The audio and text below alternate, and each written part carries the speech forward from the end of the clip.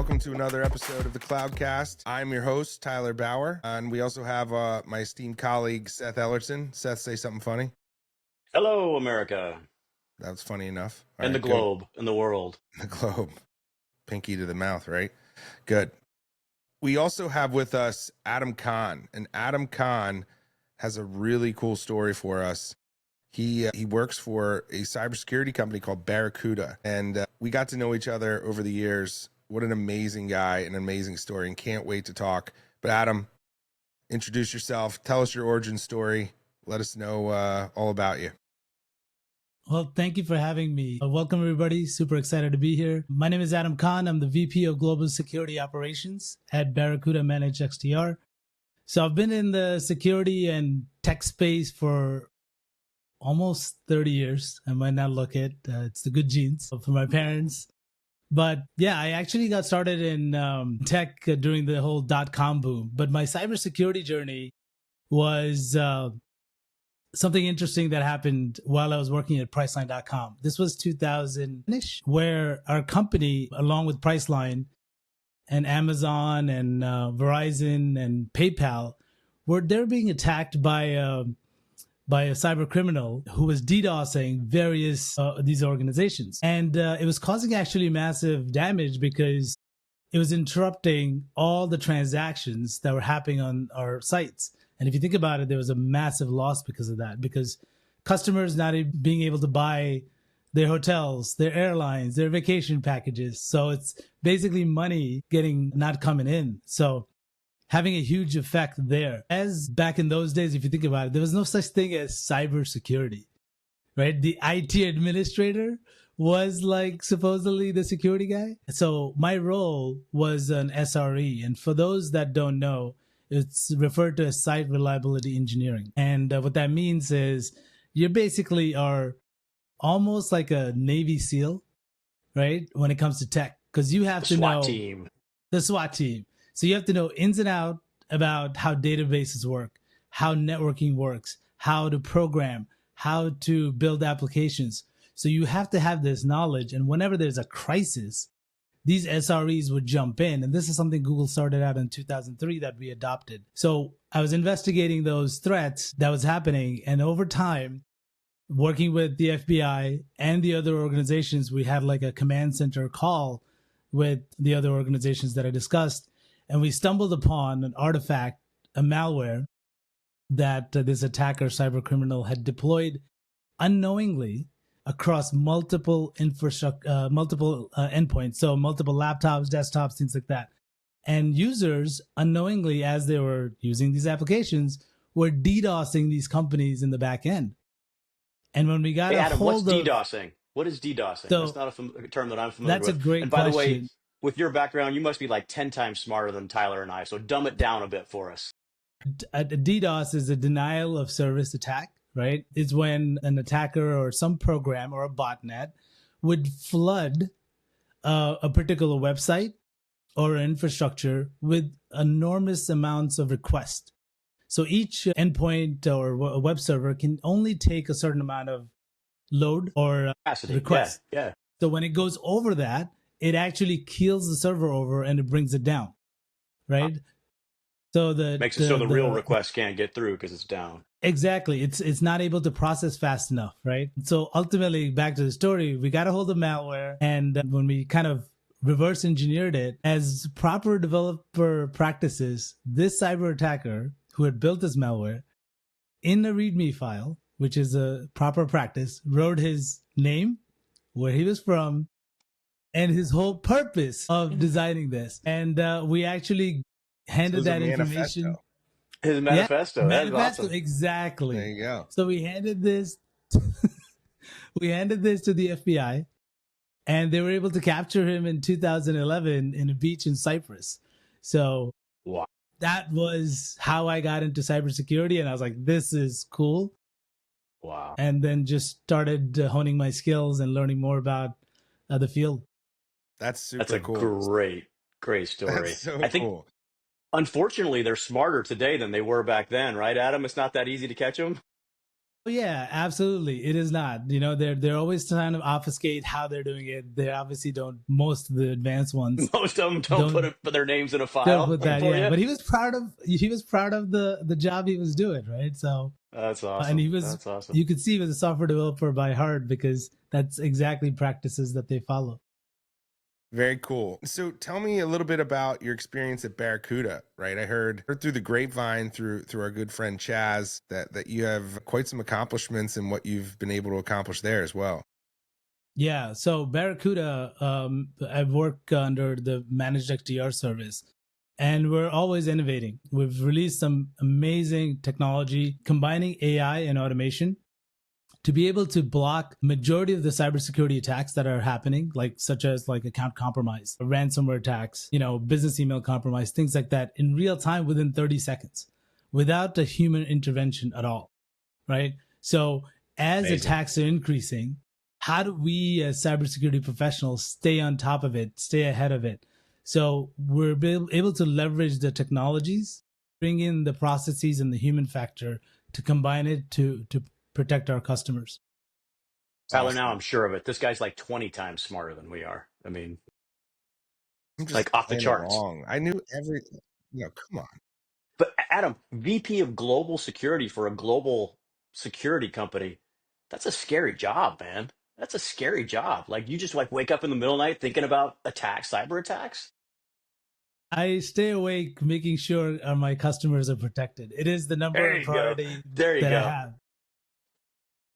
So awesome. So I think that kind of is a great segue into our topic, right? And I got a feeling we're going to go deep and wide on this one. But look, there's this good versus evil out there, right? When I talk to my kids about it, I'm like, look, you remember Avengers Endgame? It's like Thanos versus Captain America, okay?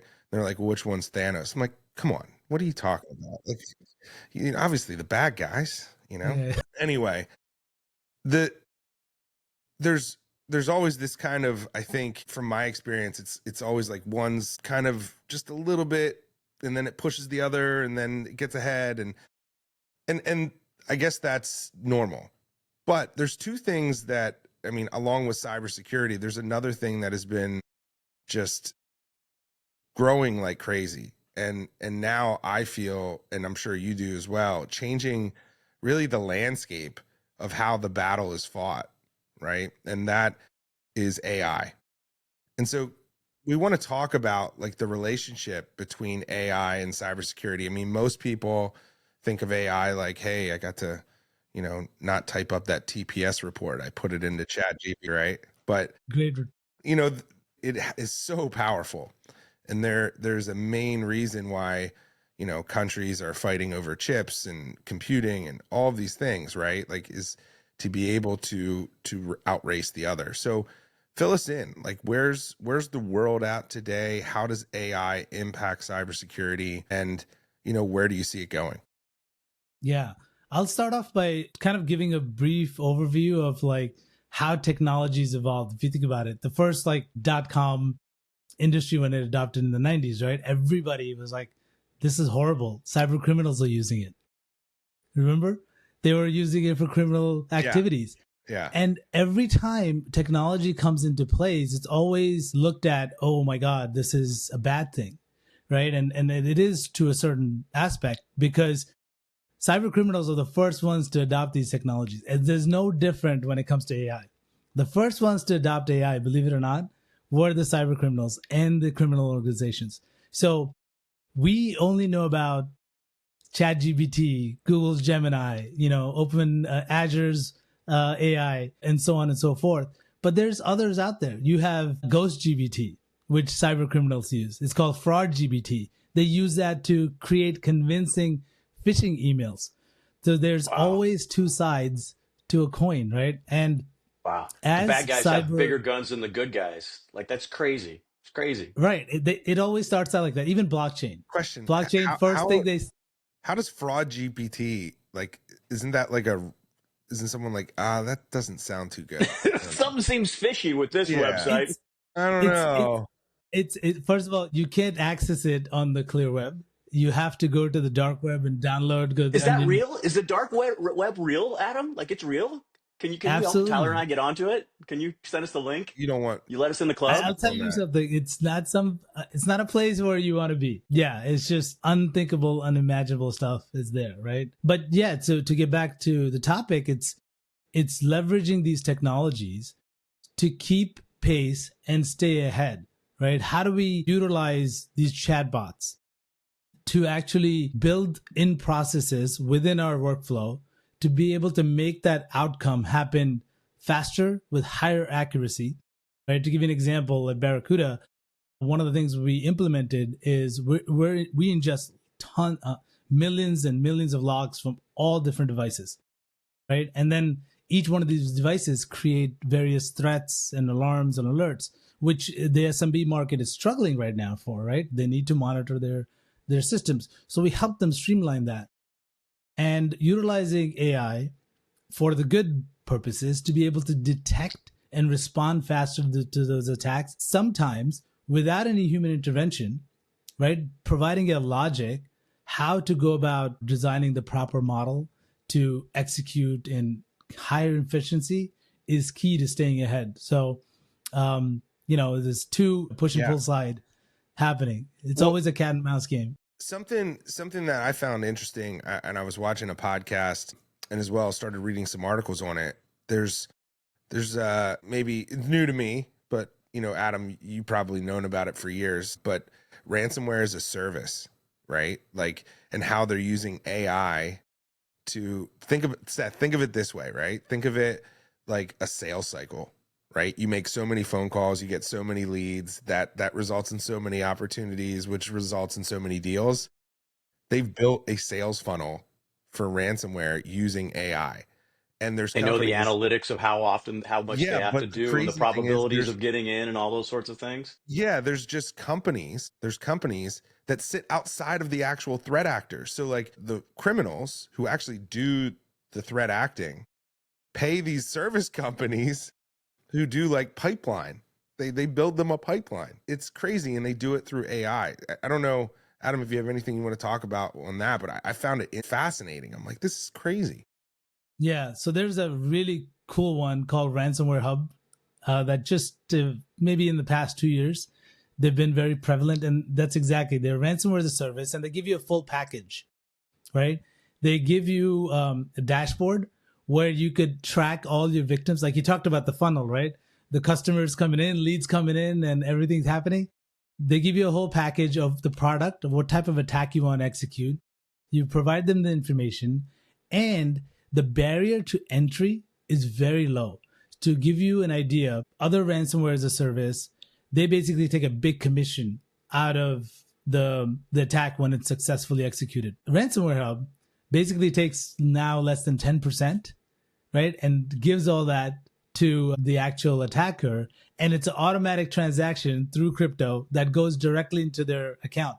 And they have a full dashboard with the victim's name, what type of attack was executed, how much ROI you made from that. It's literally getting sophisticated. Yes. That is crazy. Tyler, let's start a new business, man. Let's do it. I like not being behind bars. I'm good with that. Yeah, that's true. I'm Adam, not smart enough to get away with it, right? That's true. Yeah, we'd probably leave our names in something there too. That's a good point. Yeah. So Adam, what do the good guys do, man? Holy moly. I'm scared. I'm more scared than I was before. What do the good guys do? I think, first of all, I'm seeing a lot of awareness being happening, first of all, right? Especially from the SMBs and the leadership within the SMBs. Understanding and prioritizing cybersecurity as one of their top needs within the business. Because, I've unfortunately been in many times on calls while an incident is happening with CEOs, and they're wondering if tomorrow their business will stay alive or not. Because once you go through a ransomware attack, data loss is obviously a huge deal, right? But think about the other ramifications. Think about reputational damage. Think about the trust you lose because you lost that data. And think about now, these attackers can expose that data. It's called double extortion. They not only cause the ransomware and lock your systems, most times I'm seeing more and more that they will first go after your backups and delete those because they know you have a recovery in the back end. So, right, the way putting cybersecurity as a priority, putting the security measures in place as, just simple things. I call it basic cyber hygiene. I'm going to beat that today in our podcast because it's such an important thing. They're still lacking that, like having MFA across the board, making sure your SaaS apps are locked down, having proper procedures. MFA, I actually happen to know that one, multi-factor authentication. Look at you, Seth. Wow. I got one. Sorry, Adam.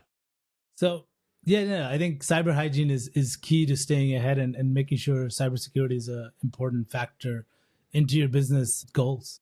100%. I think too, so I talk with customers about this all the time, right? You're looking and trying to show them, hey, the sky is falling. Look, you have these foundational things that you're not doing correctly. And unfortunately, it takes an event, or it takes a scare of an event, or a friend being impacted to really, really take it serious. Do you find that more people are spending proactively on cybersecurity, or do you feel that the majority of spend is happening post-attack? I think it's now in almost like a 70-30 split. 70% are being proactive. Good. Which is a good sign. Yeah. Because I think it goes back to the leadership recognizing and being that it's so up in front in the news. Mm-hmm. You see massive attacks happening across the board, right? The stat is 84% of SMBs are likely to be hit by a ransomware attack, right?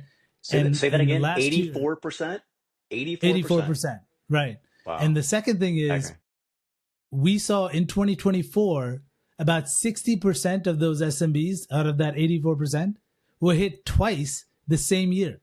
That's insane. Even after being getting hit once. So I think it is raising awareness in the market that these are devastating disruptions, not just from infrastructure perspective, because they're bringing operational efficiency to a halt. Like once all your systems are locked down, there's no business going on. There's no transactions going on. If you have a supply chain line, that's locked, right? So understanding the impact that they're having. And when you look at, it's a risk conversation, right? This is what X is going to cost to protect my business. And this is the loss I will have if I don't protect it.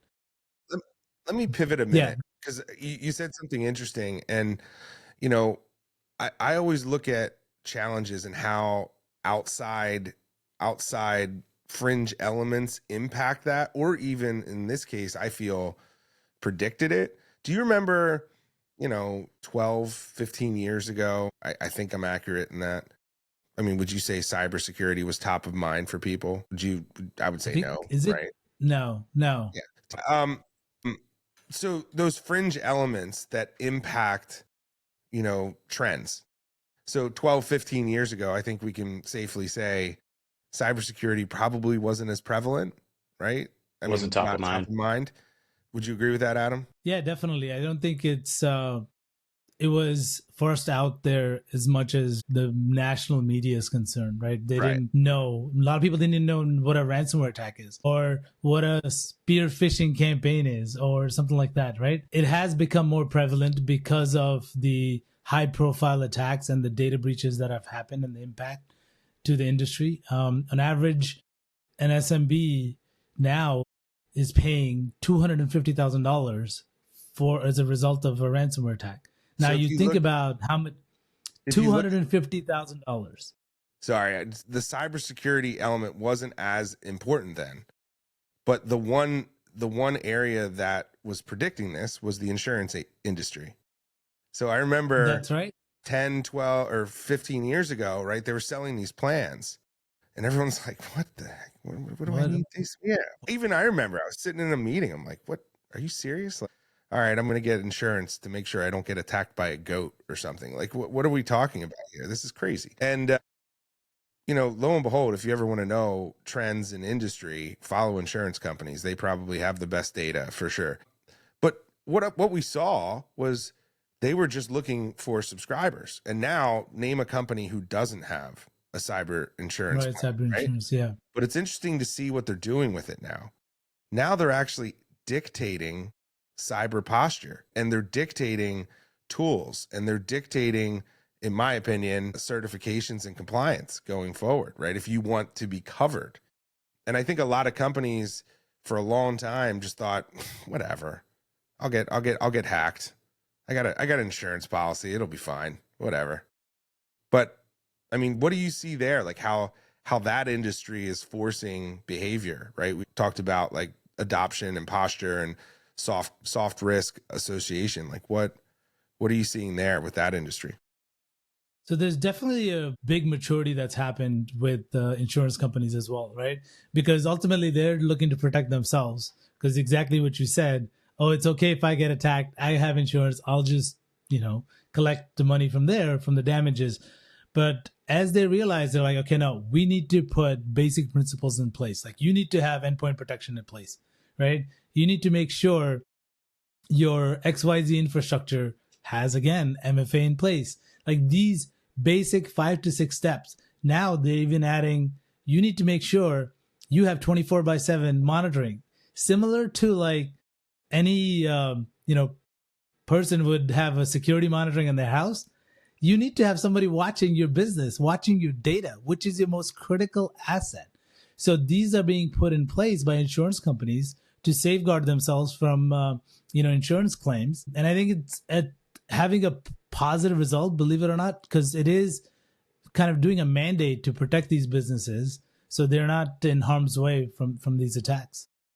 Yeah, I always found it interesting. The other thing that I always found interesting was, early on people would be thinking that like, they get hacked and they're going to get a phone call from somebody. Like that's not how it works. Tell us like what you know about, like, from what I've heard, and I've been involved in a few, but I'll let you describe. I mean, that happens. It's like, I've heard some of the best customer service in the world, right? Like that they're like nice people. They seem put together, like it's not like this scary group, but they have an entire customer service organization. It's nuts. Yeah, no, it's actually true. Going back to the case of Ransomware-as-a-Service, RAS, you have full-on customer service reps who will pick up the phone and answer you. It's like, how do I transfer this Bitcoin? And there's a number you contact. Well, they'll walk you how to create a Coinbase account or how to create some crypto account. So, how to buy the Bitcoin and then transfer it over. They're even like what the movies show is not reality, right? Right. The ransomware node, yes, it might have a dangerous like message and not cut out from a magazine with different font. It's not like that. Fonts and stuff like that. But the message is very nice. It basically says, unfortunately, your systems are locked. There's no way for you to access this. You have 72 hours to comply, or we're going to leak your data because they've already exfiltrated that out. Here's the Bitcoin address. Here are the instructions. And like, they're very calm about it, but there's some verbiage in there to get you to take action, because the mention of we're going to leak your data, they want you to take action. 72 hours, they want you to take action. Don't alert the authorities. They're warning you, similar to, other criminals that, hey, this is serious, but we're conducting a business here too. So I'm sure you've heard it before too. So SMBs, I remember a while ago, 5-10 years ago, like, they can have my data. But what do I need? What do they want data from a, flower shop in the middle of town for, right? What do they care about, me growing tulips in the middle of Pennsylvania, right? They don't care about my data. They're not going to target me. Do you think that's subsided? Do you think people realize that maybe it's not about, data is obviously at the center of it, but do you think that's subsided? Like just running a business and access and how dependent we are on systems? Oh, absolutely. Because you think about it, when you think about data, I'll give you a great example. There was a recent attack in Jan, I think 15th, don't quote me on that, against a university, right? The University of Oklahoma. And the attackers got in and only took out 91 megabits of data. Now you think about it, 91 MB is a very small Tiny. Yeah. gigs, but they got all the student data. So their first names, last names, social security numbers, you name it. Then they got the financial data, right? All their records of, their scholarships that they applied to, what financial institutions they were going through. And then they got the faculty data. So same thing when it comes to a small and mid-sized business, they have their customers' data and it's their prerogative to protect that. So they are taking it like seriously now. I have their credit card data. I have their first and last name. I have their addresses. This is all PII, right? And it's important for any business, small, large, to protect that data and put the proper guardrails in place, because these guys are going after SMBs, a lot more because they know they're a lot less sophisticated. Absolutely. And I think a lot of our customers, we talk to them, they don't understand that they actually have that obligation to keep their customer data secure. It's their obligation if they're keeping it on their system. So I think it's a great point. So Adam, what does somebody do if they get one of those notes? We want to go back to how they prevent that in the first place, but holy moly, I just got one of these notes. Do you call the cops? Like, what do you actually do if you get one of those letters? I would say if you do get hit by a ransomware, and if you don't have somebody, the best thing is to not get hit by ransomware and take all the precautions we're about to talk about. But and they're not letters, they're emails. Okay.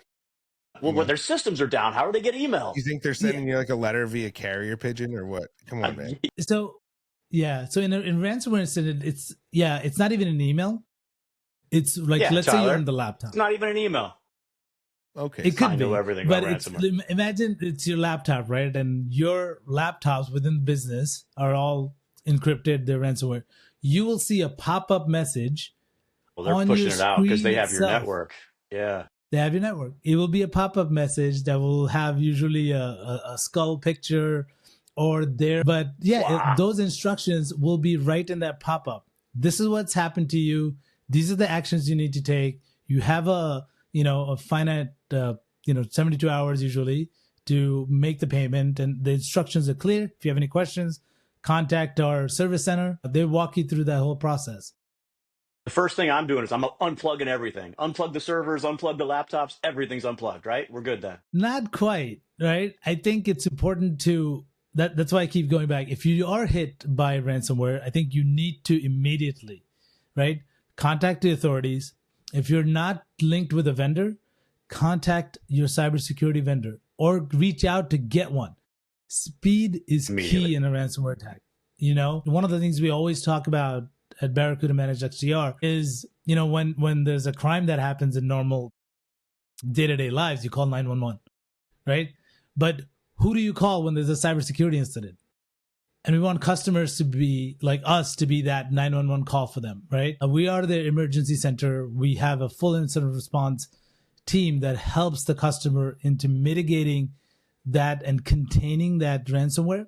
So if it's happened, let's say for like 5-6 machines, how do we make sure it hasn't propagated into the other infrastructure components? So we get access right away to make sure they're contained, and we try to recover and eradicate whatever infection that has happened from there. So I would say one of the first things they should definitely do is contact somebody who they trust, or their vendor or their supplier right away, who they're working with, to get in the right situation room, basically.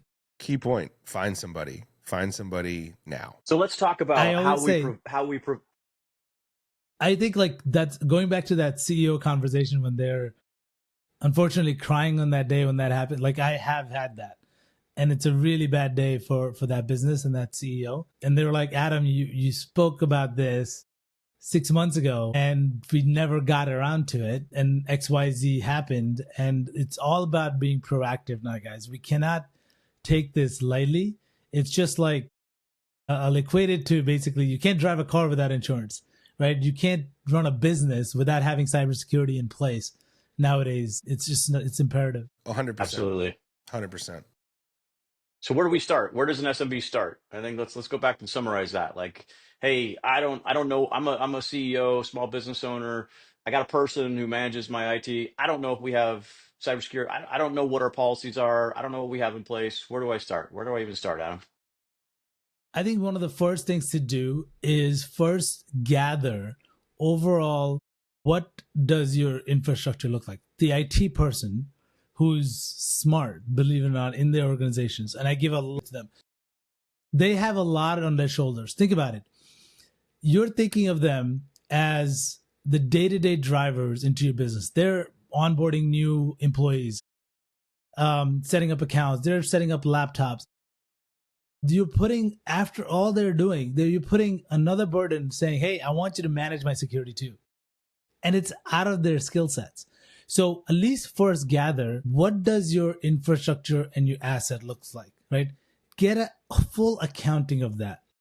Then start looking at partnering up with cybersecurity providers to see how can my infrastructure be protected? What are the best practices? What solutions do I need to adopt to protect my cloud instance, my endpoints, my networks, on and on and on? But start with your infrastructure, what you have first, determine that, then work backwards. And there's a lot of good guidance that could be provided. And once you get that data, a good cybersecurity provider will guide you step by step, basically how you go about laying out a plan to protect all those assets. So know what you have first is the number one key thing. Know what you have, find an expert who knows what they're doing, right? Somebody to Right. trust. What about some of the continuous stuff, Adam? Like what continuous improvement? So we recognize, we're self-aware, we find an expert.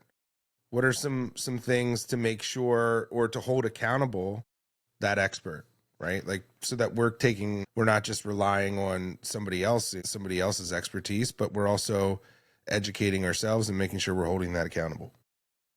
Yeah, it's a great question. I think one of the things is I'm seeing a lot of this in the upmarket is right now, there's two things that are happening. A lot of the SMBs are adopting SaaS or AI solutions without actually properly vetting them, right? Because it's a cool trend or something that they've seen or heard of, and they just go in and implement it. Check the box. Yeah, check the box, and they go ahead and implement it. Right? Don't properly vet it. And once they adopt it, I'm seeing this a lot with SaaS, they're realizing after promising their employees, we have this huge problem. We're going to put in this software. They put it in and they're like, oh my God, this doesn't work with my CRM, or this doesn't work with this. And then there's obviously cost to that. You have time that is lost because all the implementation time your team has spent, and then the morale gets hit because our CEO promised XYZ. The outcome didn't happen to what we wanted. So I think proper vetting is key. Understanding, testing, seeing it's a good fit for you. And I think trust in a vendor is another big thing. Having someone you trust, somebody you know who's got your back when it's when it's the worst time is imperative. And when I was talking about the upmarket, I'm seeing vendor consolidation. Because systems are so distributed, there's so many different vendors. And now I'm seeing up market, there's a lot of enterprise companies that are bringing vendor consolidation in place. And SMBs really need to follow that method, because bringing everything in-house, going back to your question, you hold one vendor accountable, you have transparent relationship with them, you have good, pricing models, strategies together to help you scale as a business, where you could focus on, hey, acquiring more customers while they worry about your cybersecurity and your SaaS needs and things like that. Yeah, that's great advice. Great advice. And so I think we're nearing the end, right? Listen, I know, Adam, you have like some stories about the impacts of companies who maybe haven't followed our advice today, right? Can you give us one? Obviously, redact any information, but I'd love to end on a story and just. What's the worst case scenario? What's the worst case scenario? What's it look like if you don't follow these steps? That's a great question. There's so many of them. Unfortunately, there's multiple companies that have gone bankrupt because of this. Yeah. Because I've seen the data being leaked, and then all their vendors, their customers actually sued them, right? And they weren't able to sustain the number of lawsuits. And this is SMBs, by the way. So not one particular one, but in the sense that the damage that it causes and the effect it has on the business, and and the proactive steps going back that they could have taken, made a small investment compared to the lawsuits that they're incurring, that would have allowed them to, one, protect themselves, right, but not being in that situation in the first place. So I would say that's the biggest advice I could give, and to anybody Yeah, listening. which is probably the worst case scenario for a business, unfortunately, being out of business, right, as a result of one of these things. So 100%. scary. Well, listen, I We I've can't end on a negative note, though. We got to end on a no, positive no, note No, somehow, Pat, no, right? no. Yeah. We got to end positively. So, on the flip side of that, what's the future look like? What's coming down the pipe that, with AI, right? We talked a lot about the what ifs, right? And the foundational pieces of building, but with AI and cybersecurity, and heck, even just tell us what Barracuda's doing to shape the future. That's great question. There's a lot of innovations happening at Barracuda overall. So I would just say, in terms of Barracuda, there's development of new technologies. Leveraging AI and automation is a big side to protect our customers from sophisticated attacks. And we're doing that ongoing by utilizing our XDR services, which are 24/7, 365, and helping protect customers. Protect, just in XDR alone, over 8,000 customers globally, right? And the success rate is amazing. We have about 90% true positive rates when in stopping cybersecurity attacks, and we have 100% true positive rate going when somebody's adopted the full XDR service. So that means coverage across your network, your endpoint, your email, your cloud instance, and your servers. That is running 2 years in a row right now. Because this is the case, Impenetrable 100%. layer. 100%. 100%. Yes, that is 2 years running. The reason being because we've had customers who only say, "Oh, I only want to protect my cloud," but they don't want to do their network. They'll get hit there. But a customer that's taken the full bundle, that gives our SOC and our XDR team the ability to basically have eyes across the board. We've never had, in the last 2 years, since putting in the full package, a customer that's actually been successfully attacked by a ransomware attack. The only other time we've seen it is, I had 5 other servers I didn't deploy them to. But if you fully deploy the solution with the right partner, this has been a game changer, right?